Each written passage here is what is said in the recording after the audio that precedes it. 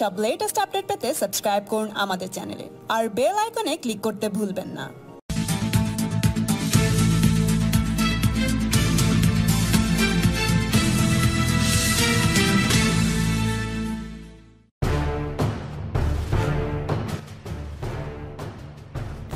আয়কর ছাড়ে এবার বাজেটে ঐতিহাসিক ঘোষণা করেছে কেন্দ্রীয় সরকার। একই সঙ্গে ব্যাংক ও পোস্ট অফিসে সুদেও ঢালাও ছাড় দিয়েছে মোদি সরকার। প্রবীণদের করা হয়েছে সম্পূর্ণ করমুক্ত। ভারপ্রাপ্ত অর্থমন্ত্রী পীযূষ গোয়েল ঘোষণা করেছেন, পোস্ট অফিসের ক্ষেত্রে টাকা জমানোয় 40,000 টাকা পর্যন্ত সুদে কোনো কর দিতে হবে না।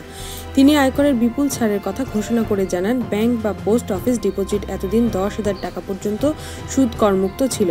এবার তা এক ধাক্কায় বেড়ে গেল 30,000, অর্থাৎ মোট 40,000 টাকার পর্যন্ত সুদ করমুক্ত হলো মোদি সরকারের অন্তর্বর্তীকালীন বাজেট ঘোষণার পর।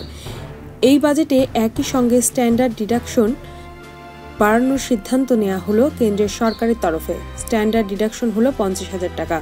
এতদিন 40,000 পর্যন্ত ছাড় ছিল, তা বাড়িয়ে করা হলো 50,000।